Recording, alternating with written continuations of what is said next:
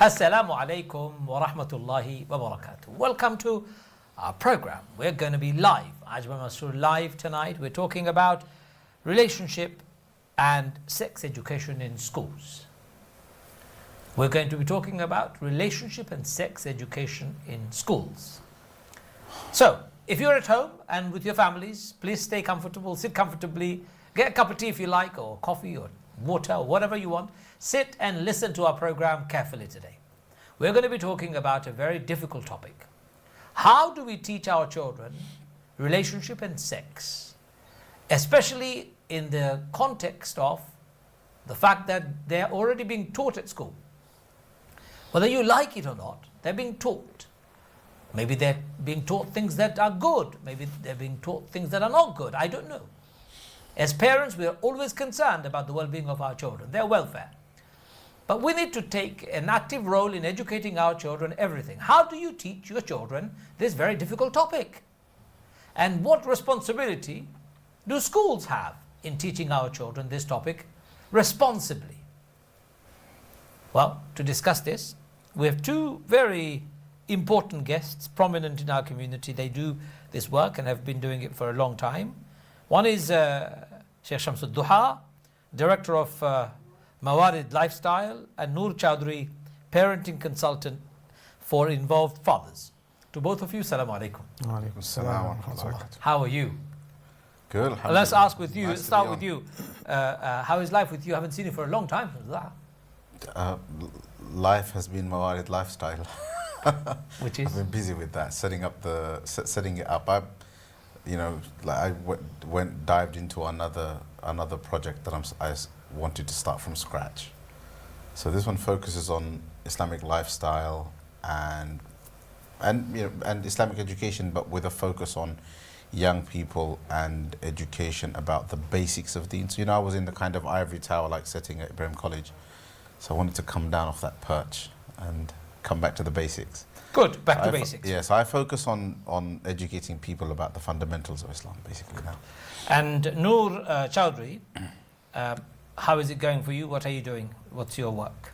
Well, with Involved Fathers is something that I set up on the back of the fact that there is an absence or lack of kind of practical support for specifically Muslim fathers in how they can play a more active role. So the organization's focus or key focus is around upskilling and empowering Muslim fathers to be more involved and nurturing to the children. But it's not just limited just to the fathers. Without doubt, there's always a need for a lot of these services across the spectrum, both for mothers and fathers within the community. So alhamdulillah, there's an array of services that have been provided, from bespoke parenting courses to one-to-one consultancy. And it's also extended into kind of work with schools as well, in and around the topic we're discussing, relationship and sex education, as well as around issues around faith sensitivity and how schools can be a bit more, work closely with the Muslim community, understanding the needs of the pupils and the parents. Good, let's delve into this difficult topic. Teaching our children relationship and sex. Sheikh Shamsul Duha, how do you do that? How do you teach your children, our children, who are being taught all sorts of topics? And if we don't teach them, they'll be learning it from their schoolmates in the playground. How do you teach them about relationship? And how do you teach them about sex? So, if I could come at it in reverse order, so come to the question of how we are going to do it, and just explain the reality that the question of how we might do it in any ideal scenario. Maybe we should start somewhere else. Maybe we should start by exploring what is being taught to our children in school first. Yeah. Simply because there's a way in which I would like to teach it to my children. I can share it with everyone. Yes. But that reality is out of my hands. But do that later. Yeah. Whether you talk about what's being taught in So the I want to talk now. about how it's out of our hands. It's out of our hands because it's being taught in school, and the government has now introduced new legislation 2019, right? Then it got extended and extended. This now from last month, a new relationships and sex education program or curriculum is being rolled out in all schools across the board. The government basically passed legislation saying that certain things that were not compulsory before have now become compulsory. These have been issues of controversy and contention within communities for a long time. Since 2013 or so, the Muslim communities has been somewhat silent, inactive, some voices, but not enough. Which means that a lot of schools were doing things that were already actually problematic. So without being vague, what are the problematic areas? So relationship and sex education, for the most part, right, teaches, good and bad relationships. It teaches a lot of good stuff, right? It teaches about things about, it teaches certain things with the intention of protecting children from sexual abuse. Yes. It teaches matters of puberty, things like that, right? Within that, there are two issues that, for us, particularly in Tower Hamlets, where we've been campaigning, myself and Brother Noor. The Tower Hamlets introduced a policy which it recommended to all of the schools. So the government passed legislation, and local authorities had the option of providing schools with localized guidance around that piece of legislation. And schools are supposed to consult parents, right? So Tower Hamlets, what they did is they produced this policy guidance for schools that suggested that things like LGBT education, I'll just say it like that, right? LGBT education and teaching children about private parts in quite a graphic way would be introduced really, really early. Initially, it was proposed right from Key Stage 1, from age 5. Eventually, apparently, schools pushed back and it was pushed to Key Stage 2. And the thrust of our campaign really has been, if it's the law to teach this stuff, fine, teach it. But we would like it to be taught in a manner that is sensitive to the predominant sort of community representation in a place like Tower Hamlets, or at least in an individual school within Tower Hamlets. My children go to schools that are 80-90% Muslim communities' children, right? So my point is, yes, we want to abide by the legislation, but we want to do it in a manner, we want the school to show us how it is taking Muslim sensitivities on board as it develops its policies. In the end, the policy that was put forward by Tower Hamlets Council, in our minds, was completely inappropriate for our children, because it was introducing these things to children in inappropriate ways at the wrong age, at an age that was too young. So I usually say to parents, it's very, very simple. I don't want to be explaining what LGBT is or what same-sex families are to my 7-year-olds. I'm happy to do it at an older age, but to my 7-year-old, I don't know how to have that conversation. I don't want my child coming home to me saying that I have sons, right? But I don't want my son, I have one now who is 3.5, right? He's going to go through all of this. Coming home to me saying that he was shown a picture of a vagina, right? Which is the council's express policy is not only to teach private parts, but to teach the parts of the private parts with the names. The anatomy of... anatomy of sex. Of a human body. Yeah, anatomy of sexual parts, basically, right? But the argument is... But to do that graphically. You are sexualizing it. Because what the council is saying, we're teaching anatomy anatomically. Why are you sexualizing it? A child who is 7 years old, if it can learn about the eyes, about the nose, about the ears, private parts, our genitalia, is part of the anatomy. Why are you saying we cannot teach them? What is graphic about teaching anatomy? Okay, well, we're not that. For me, that argument is something of a red herring. Why? Because if I am sensitive about this culturally, then the school has to respect that. No, but the response to that question, before I try to respond to it philosophically and logically, the question is that if I have a sensitivity, this is a democratic country, if I have a sensitivity to it for religious reasons and I feel that it is inappropriate to show my child a photograph or even a cartoonified image of a male or female private part at the age of 7, if I can articulate that this is something that is unacceptable in my religion or in my culture, that should be taken on board. But on the same, I'm coming to you, Noor, the same could apply to children who are younger, 3-4-year-old, say for example from the Bangladeshi background where predominant Hamlets community would come from. If they were in Bangladesh and these kids are swimming in the pond, they would be naked, little kids. They would see each other's genitalia quite openly. That is not a problem. But the moment you are teaching anatomy becomes a sensitive problem. I don't understand. There is a problem. What's the problem? Because of the fact that those children are not being shown photographs of genitalia. There's a very big difference. But they don't have to see the photograph. They're seeing them live in front of them. Yeah, but they're not our children. Our children are not. They're not from that culture. No, they are. So if a human. No, my son. I mean, I don't know where you're going with this. My son hasn't grown up in Bangladesh. My son didn't grow up swimming with other naked children. I didn't say they have to. I'm saying anatomically. Yeah, but if it doesn't apply... Anatomically, they have to know about the opposite sex. Yes, they do. So if they do know about the opposite sex, anatomically, okay, let me spell this out. Why are you sexualizing? Let me spell this out to you, right? Okay.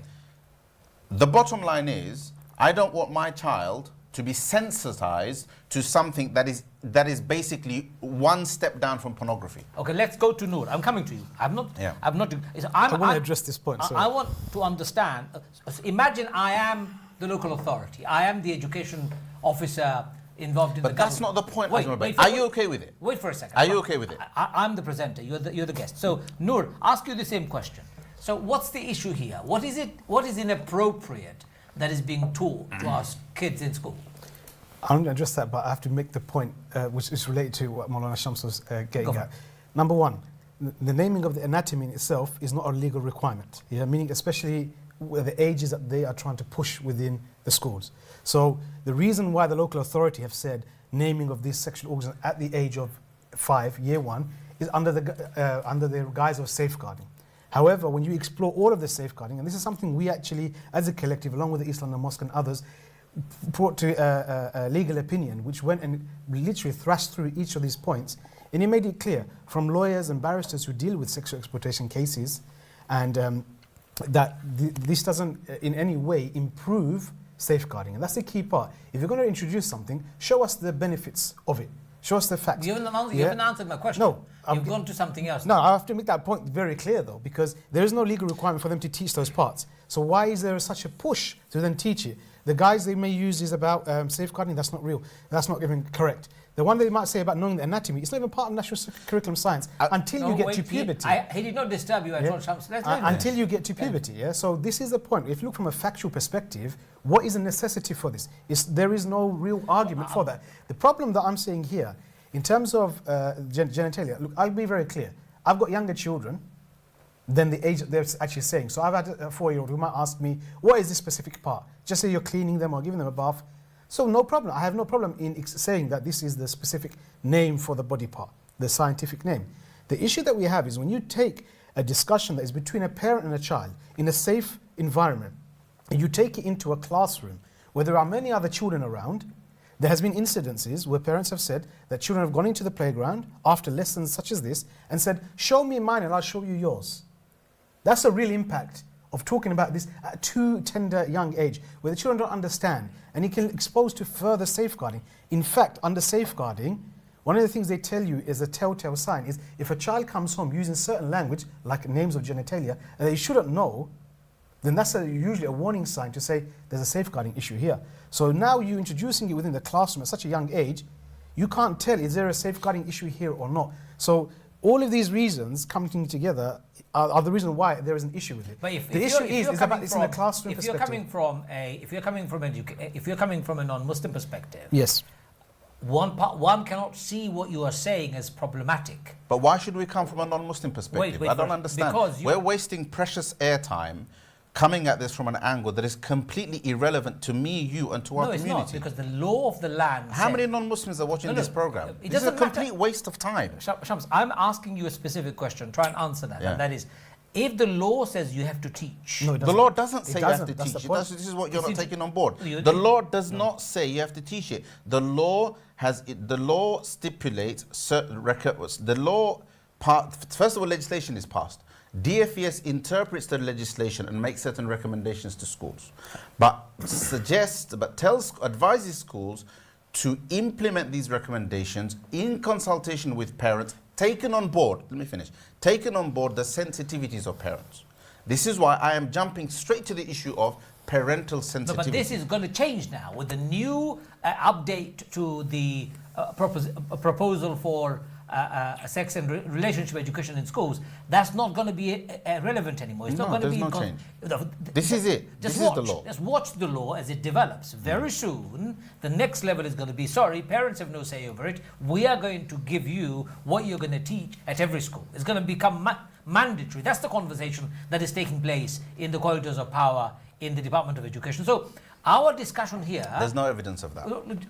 Just watch. But we can't just make stuff up. That's not happening. We are not making stuff up. That is not happening. Look, I'm asking you a simple question. Answer that question, which is that what is it that they're teaching that is inappropriate? That's where we began. And you're saying what's inappropriate in our conversation, what they're teaching. Okay, for the sake of the viewers, let me ask you this question. When you want to teach this, question, so hold on. Look, I didn't come here to argue with you about this issue, and this is, I'm sorry, but this is really vexing. I've come here to discuss a really important community issue that I am deeply involved in and that I take very, very seriously. And you can't and you want to discuss with me about some red herring. This is not a debate. I've not come to a debate show. You can't answer my question. No, I don't want to answer your question because it's irrelevant to the community that is watching. It's very relevant. What? I am asking you a question. It's very relevant. Yes. Answer that question. Show me why it's relevant. So what is it? Because I'm very good at arguing, by the way. So let's argue about this. Please explain to me how it's relevant. What is it that they're teaching our kids that's inappropriate? You've not been able to answer that, except saying you're not listening. I said that when it comes to teaching my children about genitalia, the proposal is to present my 7-year-old with a photograph of a penis and a vagina. So you said at the age of 7 is inappropriate, but what age is it appropriate for you? That's not the point. It's a question of pedagogy. If I am to teach my child... At what age is it appropriate? Right. If I am to teach my child about private parts, I will teach it in a manner described by Brother Noor. I am not going to put photographs of other people's genitalia. Are you saying in schools they should not teach sex at all? I didn't say that. What are you saying? Masroor bhai. I really don't understand why we're here now. No, you have to. I don't understand what this show is for. You have to understand the questions. If you do not understand the question, ask me and I'll answer it for you. So over to you, Noor. So what is it that they're teaching inappropriate? Because we're trying to unpack that before we can present what is it that we would like them to be taught. If we can't even identify what it is that they're teaching inappropriately, how are we going to discuss the second part? So tell me, apart from genitalia, and Shams said earlier on, at the wrong age, what else are they teaching inappropriate? As mentioned, the vast majority generally is okay. The 3 kind of key areas that have been popped up that have got contention is one is regarding the teaching of the sexual organs, yeah? But that is in very much relation to the age appropriateness. Okay. It's not denying the teaching of it. Yeah? That's one. What's the second? Other one, again, is about the promotion of LGBT families. So that hasn't come yet. Okay, that's the second. And the third one, which is interesting enough, which isn't focused on so much, but it's the introduction of puberty at a younger age than seen before. Okay, I've got a caller waiting. Hello, salaam alaikum, caller. Hello. Salaam alaikum. Wa alaikum salam. I'm offering to the studio. You are? What is your name and what would you like to say? Brothers, my name is Mukhlis, yeah? Okay. Okay. Firstly, I've been watching your podcast or show or whatever it is. It's a live show. Live show. Can I just give you my quick input? Yes, please go ahead. I think you're going off the topic, brothers. No problem. What would you like to say? What's your contribution to the discussion? I'd like to see you guys discuss your opinions rather than it becoming an argumentative discussion. Okay. But what would you like to add to the discussion? What would I like to add? Yes. I'd like to add, can I speak directly to Brother Ajmal Masroor? You are. I'm listening to you and I'm asking you to make your contribution so that we can, all of us can hear it. Okay. So you say the topic is about what's going on in our schools, yeah? Yeah. I'm a parent myself of 3 children. Okay. Now, at the age of 5 and 6, where there's a classroom of females and males, of Muslims and non-Muslims, the teaching of what is sexual parts, should that not be left at home to the parents as a Muslim? Secondly, the fact is showing them what a penis is and what a vagina is could give them so many questions to answer. The sex, gender issue and all of this stuff that they're trying to push through the schools to our children And inshallah, whatever their plan is, Allah plans better. But the fact is, at such a young age, do you really want them to be desensitized to all these issues about transgenderism and all of this stuff about LGBTQ communities? Okay. Thank you. Now, that's just my opinion. Okay, very good. I think you've made your point very clear. So the problem we are discussing here actually revolves around the introduction of LGBT community and culture that you are finding difficult. I'm talking to you, you mentioned earlier on, that at the back of it, all of these things are being taught. So it's to legitimize the LGBT conversation. You think the sex and relationship education has been altered and changed. That's what you're suggesting. No, never suggested So that. explain that. So brother is asking, Yeah. at such a tender age, would you like to teach them, or I wouldn't like to teach my children all those things. What are you saying, Noor? Same thing. It's age appropriateness. You have to go back. So at what age does it become appropriate? Well, this is the problem we're facing. Well, that's one question, but I'll come to that. When you have a local authority, and this is across all London boroughs, have taken a similar or same approach, which is giving guidance to the schools, and schools 99.9% of the time follow exactly the guidance given by the local authorities. They're saying, nope, from year 5, from the first, as they walk through the door, I'm not year 5, year 1, 5 years old, we're going to teach them about LGBT, different families, we're going to teach them about body parts, and they've said all of those things. When you deconstruct the arguments, and the DFE guidance gives no point to mention, we have to make it clear, for primary school, LGBT is not mandatory. They make it clear. Yeah, they may strongly recommend it, it's not mandatory. Number 2 is they talk about the body parts. Again, they don't talk about the body parts at all, mentioning it. It's logical to say that it will be taught in puberty. And that's at a later age when puberty is taught. So you're suggesting it should be taught at puberty? Of course. Okay. But that makes the most sense. Now, that's why the body parts, it becomes age appropriate. We're talking So about what, whole 9, thing. 10 years old? So it will be around the year 5. At the earliest we say year 5, year 6. This is the years. Last year of... So last years of their primary schools. And then first year. And then they'll go. So this is... And what we're discussing now is that teaching children sex and relationship in the way it's being done, both teaching anatomy of sexual organs or the sexual organs themselves and teaching them LGBT at primary school is a problem as far as the Muslim families are concerned. That's what you're saying. Generally speaking, because Muslim families are not necessarily always exposed to these things. That's yes. very clear. Finally, we've got to the problem. Now, Shamsuddin, what do you teach your children when you teach them at the right age? How do you teach them? And how should the school teach those children? Because the schools will teach. What do you think they should teach our children at the age of puberty? Obviously, they need to prepare our children to face puberty. So before puberty, they will discuss something. But from the age of puberty, what should they teach? And how should they teach? Parents to our own children, ourselves. No, I'm talking about parents and schools. What should we teach our children when it comes to sex and relationship? By the way, I've got one caller waiting online. I'm going to take that while you're thinking about the answer itself. Assalamu alaikum, caller. Hello, assalamu alaikum. Assalamu alaikum, caller. Hello, assalamualaikum. Can you hear me? We can hear you. What's your name, my brother? Okay. Brother, my name is Asaf. We've been working with a lot of parents in regards to REC in our local primary school. Okay. With communications, I mean, Brother Noo's quite familiar with it. We've mobilised the community in trying to educate them in regards to what REC entails for parents and children. There are other aspects when it comes to age appropriateness of the material that they use. Those are the issues that most parents have, and the LGBTQ agenda as well that's recently being pushed to our children, especially at a time when they don't need it, when there are other methods that they can use or other materials they can use to describe relationships and other aspects of it. So majority of the concerns from parents' side is, why are the school, not looking at the guidelines, following the guidelines, and predominantly looking at the Muslim community that they serve and not catering to their needs. Those are the main concerns, and why the school are going against most of the parents' wishes to revise a policy or revise a curriculum. What response did you get when you were able to galvanize your local community? A lot of the communities, I think Brother Noo came in and actually spoke to some of the parents. We had over about 100 parents at the time to educate us on what REC, stands for and what the purpose of it is. And a lot of the issues that our Brother Noor has already highlighted from a legal standpoint and a statutory and non-statutory standpoint, some of the things they can take out and actually, compromise on, but they're not willing to do so. So this is where the conflict comes in. Where most of the parents feel that their parental right as to educate their kids has been taken away from them. And what we decided is, best for the child. I mean, in regards to the school, we've chosen this, and this is what we're going to teach.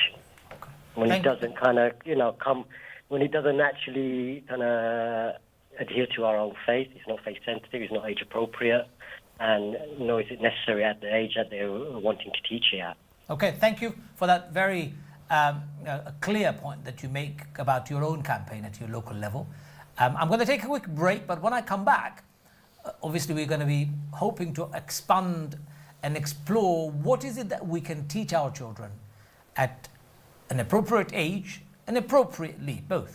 What would we like to teach them? What's allowed within the Islamic framework, and what we should be teaching to prepare them to live in a non-Muslim society, which is predominantly not Islamic, of course. Don't go too far away. Assalamu alaikum wa rahmatullahi wa barakatuh.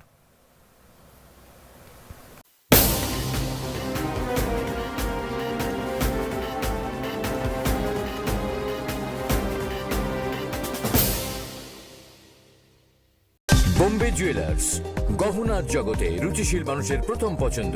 White chapel রোডের Bombay jewellers. এখানে 22 carat gold এবং ডায়মন্ডের আধুনিক ডিজাইনের গহনা পাচ্ছেন সুলভ মূল্যে।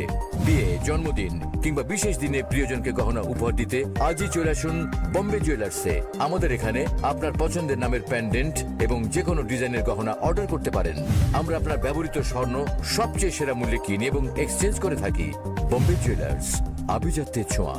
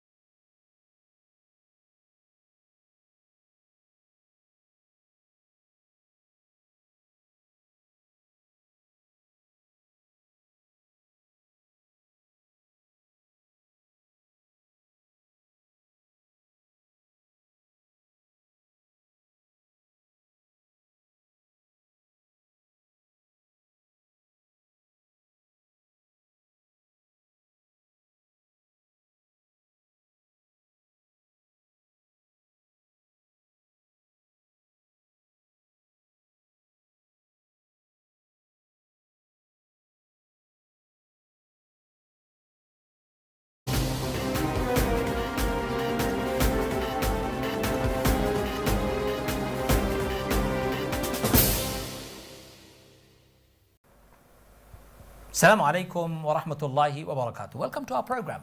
We're talking about how we can play a role, parents in schools, teachers along with our communities, mosques and madrasas.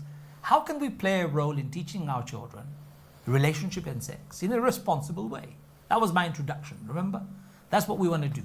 So we were unpacking earlier on, what is it that's being taught to our kids that is inappropriate? If there is something that's inappropriate, let's find out what it is. Brother Noor earlier on said the 3 areas of inappropriateness that's been taught to our children is that our kids are being taught these aspects well before they're ready for these kind of things in life. So they're being sexualized. LGBT discussion is being also thrust upon them when it is not relevant to them in their lives. And there is also the issue of safeguarding. The consequence is that safeguarding issues become a major issue. Those are the 3 things you mentioned, right? Yep, well, age appropriateness is the overarching issue for all of those 3 So issues. how do we overcome this? Parents have a responsibility to teach their children. Yes. Let's face the truth. How many of our parents actually know how to? Yeah, without doubt, there are very limited parents that you will find who are actually covering this topic at home. And that's to do with the fact that culturally we've had issues where parents have never addressed this topic. It's always a shied away topic. No, we don't talk about this. And it has this impact. And so one of the things I've always talked about is trying to empower the community. In fact, within my parenting course, there's a whole segment called Islamic RSE. How parents, what you need to cover and how you can go about covering it. So it is an important thing. So it's true, a lot of parents aren't covering it. But at the same time, that in itself shouldn't take away the parental responsibility, and the schools now have assumed everything and say, we're going to teach them everything. Because they feel that the parents are not doing the job. Well, that's the argument that's being used. Okay, yes. let's take some calls. People are waiting to talk to us, inshallah. Hello, assalamu alaikum, caller. Hello. Hello, yes, assalamu alaikum. Assalamu alaikum, bhaiya. Mansur bhai. Ji bhaiya, what is your name? What would you like to say? Basically, I've been listening to the first part of the conversation before the break. I understand you're coming from a scientific sort of point of view of education in terms of anatomy, and the other brother was talking about more religious point of view. I think the thing is, when we, nationally, we are challenged in anyone who challenges the education system on a religious point of view, straight away there's a backfoot and they don't listen. It's as soon as you say you're Muslim and you're a Muslim parent and you're objecting, they're not even going to listen to you. The thing I like to address from a scientific point of view, where you turn around and said, looking at the anatomy, eyes is exposed. It's not a sexual part of the body. Private parts is a term where it's used. The clue is in the name, private. There's a reason why it's called private, or else we're not going to be civilized human beings. That's why we wear clothes, because it affects the human mind and heart when someone is exposed to private areas. This is How do you as parents yourself? How do you teach? How do you teach your children? We're going to get away from the thing is the way the education system argue it. There are lots of they're not parents. They're atheists and so on. So they come from a scientific point of view. So what I'm trying to say, to challenge them on a scientific point of view, solely on scientific first part of the argument, because I was listening to your argument where you're coming from an anatomy point of view, and I am coming from the same point of view, because when the eye looks at a body, a certain type of body, whether it's a vagina, whether it's the private part, we know whether you don't have to be a Muslim or a Christian to even understand this, that it affects the boy in a certain way. I think your point is very clear. I think I understand you. No, it's pertinent because the thing is, for them to try to put the argument about teaching, about education, about private parts through the back door, this is very pertinent. Forget the parental argument. I'm afraid I'm running out of time because I've got so many callers waiting. I'm going to have to rush through some of those calls. Thank you. Well made point. Next caller. Hello, salamu alaikum. Hello, salamu alaikum, caller. Salaam alaikum. Hello, salaam alaikum. Please go ahead. No, I don't think we have the caller waiting. I'm so sorry. They probably have waited for a long time. Forgive us for the delay. We have got to take breaks, etc. So coming back to you. So imagine your child is approaching the age of puberty. Mm-hmm. What's the first thing they should be taught when it comes to relationship and sex? The key part is you're talking about I know we're talking about sex education, but if you unwrap the legal requirement, sex education isn't a requirement at primary. It is something mandatory at secondary. However, the right of withdrawal for parents remain exclusive throughout that period. Now, puberty isn't sex education. There's two different I'm things. starting with the puberty. Yeah. So let's talk about, remember, puberty will also bring in the sexual elements at some stage. So you need to prepare your children for the sexual urges that they will feel, the hormonal changes that they will notice, the physical body changes that they will notice. For a boy, he will notice certain changes, and for a girl too. How do you introduce that to the children appropriately as well as Islamically? That's the question. Okay, well, this, if you look from a parent's perspective, then yes, within the home, how they teach it, it should be done where is the parent with the child. This is a safe environment. And you do have to come about and address these topics. So you will bridge it slowly. So before they come into puberty, some things they need to know about the body changes that will naturally happen. And, you know, for girls, there's specific changes. For boys, there are obviously specific changes that will happen. The reproductive side doesn't have to necessarily come in. Yeah. And so that comes So into you're the sex talking element. about introducing the physical bodily changes that they will experience. So you talk about bodily changes, that it then becomes very much linked to, once your body does start going through this process, now you become baligh. And now if you are baligh, you become responsible, and your actions are responsible. Salah, it becomes fard, and all of these topics become important. So that's why you need to make sure that you are addressing these topics all together. That's what we have as parents, because at school, if they even teach about puberty, they're not going to actually teach about tahara. They're not going to teach about all of those things. So, of course, it still is very much a responsibility of yours. Let's go to the caller. Hello, salaam alaikum, caller. Salaam alaikum, Hello. caller. Wa alaikum salam. What's your name, brother? Brother, my name is Abdul. Okay, what would you like to say? Okay.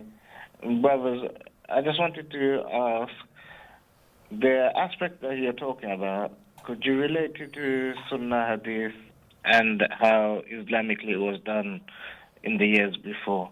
That's a very good question. How was it taught by the Prophet of Allah sallallahu alaihi wasallam to his companions and the children? We will inshallah do that straight away as soon as we have a moment. Just bear with me, inshallah. We'll answer that question. So, thank you, my brother, for that question. I'm going to let you go, but we will answer it as well, inshallah. So, here is the issue, and I want to raise this issue with all of you. As the children are growing up, we notice they're more curious. We hear them discussing things between their friends. Of course, you as parents take note of what's going on, and you start addressing those issues as soon as possible and not delay them.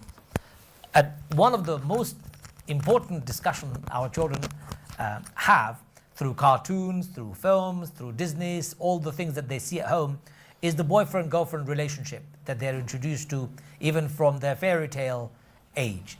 This, as a concept, you need to address. So already our children's minds have been somewhat sexualized by the stories, by the drama, by the films that they're watching. It is. So when I had my two children, because we homeschooled both of them until they went to the secondary age, or until they reached the secondary age and went to secondary school, we addressed all those issues appropriately, and we addressed them adequately, and we prepared them to face the world in a way that is both Islamic as well as it meets the basic scientific and the educational criteria that we have in front of us. So we found it extremely challenging, but we overcame it by learning how to teach them those things appropriately at the appropriate age. Never shied away from discussing these topics at all. And other parents who were in our area, in our network, who are also doing homeschooling, were learning from our experiences and were doing the same thing. So our experience was slightly different and quite, I don't want to say easier, but I think it was much safer because we had our children at home until they went to secondary school. it was much easier for us. But I know parents who don't have that luxury, and obviously they have to face the challenges. Okay, let's take the call first, and then we'll come to Sheikh Shamsul Duha to get the same question answered, inshallah. Let's get the caller. Hello, assalamu alaikum. Hello, assalamu alaikum. Alaikum assalam wa rahmatullah. Who is calling and what would you like to say? My name is Sister Fatima, and I would like just to add an input to this show. Go ahead. Please go ahead. So I would like just to make an example. As a mother, Muslim mother with the children, I've been told, for example, I'm just going to take a simple example, that is, as soon as a mother gets pregnant, she will have a scan at 12 weeks, and at 20 weeks, she will also have a scan, just to check further details about how the baby is growing. And then after the birth, the mother will be told breastfeeding is the best thing, and at 6 months, to start weaning the baby. So I would say what the government is doing right now, it's not something bad. There is something good and there is something bad. But what I would say, consider the case that I would say, as soon as I give birth to my baby, that I want to wean at this stage instead of breastfeeding. They will tell me certainly that scientifically it has been proven. My sister, I don't mean to be rude, but your line is very, very poor, and I'm only hearing every other word, and I'm not making a clear sense of what you're saying. So I'm assuming our listeners are having difficulty as well. Forgive us for not being able to hear you. Much better, but please make it short and quick. Bismillah. Yes, please. Oh, okay. If I will summarize, I would say, doing the other things, you will be told that to follow step by step, and that's the good thing. But when it comes to a child, how you will educate as a parent that know more than every other person, they want to tell us what to do for our child. So the problem is here, it's not what the government wants to teach our kids, it's how and when. So my question for the brothers who are here. Made very clear. I'm going to come to Sheikh Shamsul Duha for that question to be answered. So how and when has been something that Noor and I was discussing earlier on, and I wanted to ask you the same question. So Noor was saying before puberty, you teach them about the onset of puberty and how they should be prepared for the bodily change, what will happen, etc. But post-puberty, how do you actually introduce this topic from an Islamic perspective? And one caller just called and said, how did the Prophet or the companions or the scholars in the past teach their children as they grow up this topic? So go ahead. Well, the wisdom of, when I first was introduced to these topics, I was introduced to them through fiqh, through tahara. If our children, if all of us make sure that we teach children the masail of tahara and bulugh, masail that are specifically related to the masail of puberty, then almost all of the discussions, including questions around sex, will come up and will be discussed. But they have to be discussed at the right age. That means that boys become physically baligh around the age of 12 as an average. So yes, they start to become baligh. Officially by age they become baligh at 15, but many of them will start having wet dreams and so on at the age of 12. Girls a little bit earlier. So it's a good idea to start introducing these conversations around the age of 10, towards the end of primary school. So when you say tahara, you mean introducing them the concept of cleanliness from the Islamic perspective. I'm just translating the same word. So cleanliness from the Islamic perspective isn't just about how to make wudu. It's about how to clean yourself after you go to the toilet. It's about what a fard bath is. So the whole context of a fard bath brings in the whole question of puberty, wet dreams, sex, sexual pleasure. All of these things cannot be explained without context. So when you naturally, do an almost complete conversation with regards to relationships as well as sex, as well as puberty, happens within the context of a comprehensive discussion about tahara. This is so interesting. Exactly this is what happened in my own house with my two children, because we homeschooled them. And when we were homeschooling them, I was teaching them the Islamic studies topics. And when it came to cleanliness, tahara as we put it, all of those discussions took place. But they did ask, so Dad, what is sex? Yeah, naturally. So now what is sex? You have to explain this to them, right? So here we are trying to say, while many parents may not know how to answer this question, and Noor was saying many schools identified that gap. Yeah. And therefore they decided, actually the parents are not teaching their children. Whatever cultural background they're coming from, we're going to have to teach it. The Muslim community, as a tradition, we don't have a sensitivity to the content of relationships and sex education. We have a sensitivity to certain pedagogic question, certain issues of pedagogy. The question of which age to start is an issue of pedagogy, is an issue that's to do with teaching methodology, teaching strategy. It's not a question of content. We don't have a problem with any of the content. 99% of the content is fine. Yes, most likely we wouldn't have taught about LGBT in the manner that it would be taught in a school. But for the most part, children need to know that these relationships exist. Of course. So there isn't a problem with that. The problem is introducing them at, for us, for example, in Tower Hamlets in our campaign, the problem is introducing them at Key Stage 2. So the fundamental issue here is this is being addressed and taught to our children too early. That's what the biggest Yes, problem. our main issue, and we've had several meetings with the mayor and council officers about this, that fundamentally our issue is that we think it is being introduced too early, and we would like the council to at least demonstrate that in an area so well populated by Muslims, which is a positive thing, such a multicultural area, where is the evidence that the council and the schools are taking on board Muslim community sensitivities? Wouldn't that be nationally applicable, Noor, if the evidence suggested that actually there is no benefit in doing this to the children? In fact, reverse is true, because you said earlier on you have heard or you've got cases of safeguarding because children are being taught about sex too early, that they're starting to experiment some of these aspects of sex. So if that's the case, shouldn't we be presenting an alternative evidence to say, hey guys, here is the evidence on the ground, it's bad for everybody, let's not do it? When the DFE had its consultation in the whole process of shaping the RSC curriculum, right, or the guidance, in fact, they didn't get a majority in terms of saying yes. Actually, there was very much a majority saying no, we don't want this, but they still went ahead with it. The guidance given is very broad.